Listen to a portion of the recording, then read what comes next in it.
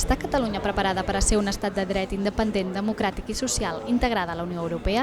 Aquesta és la pregunta amb la qual la plataforma Barcelona Decideix ha sortit aquests dies als carrers de Barcelona amb un únic motiu: fer pensar a la població quin futur vol per a Catalunya. Tu què fas? Votes o no votes? La Isabel és voluntària a les taules de vot anticipat.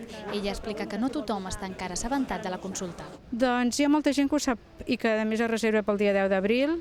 Hi ha altra gent que el que no sap és que es fa vot anticipat ara, que poden fer el vot anticipat, però sí que saben de què va la consulta.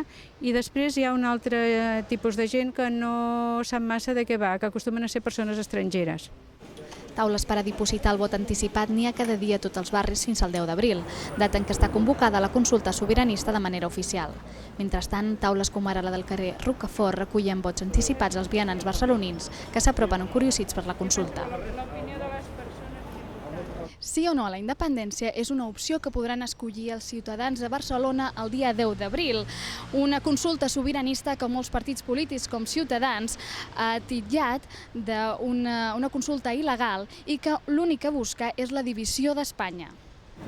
Ara, si ets de Barcelona i major de 16 anys, ja pots votar. El sí o el no a la independència de Catalunya.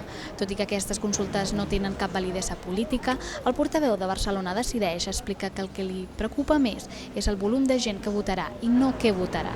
A més, explica que aquesta consulta trenca un tabú de la societat catalana. Estem trencant un altre tabú. El primer tabú és que no es podia fer una consulta per la independència. Doncs bé, ja fa un temps que s'està fent.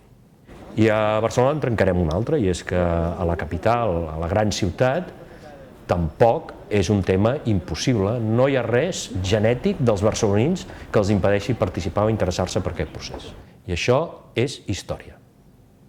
Història o no, haurem d'esperar a veure quina participació i quina opció és la més votada el pròxim 10 d'abril.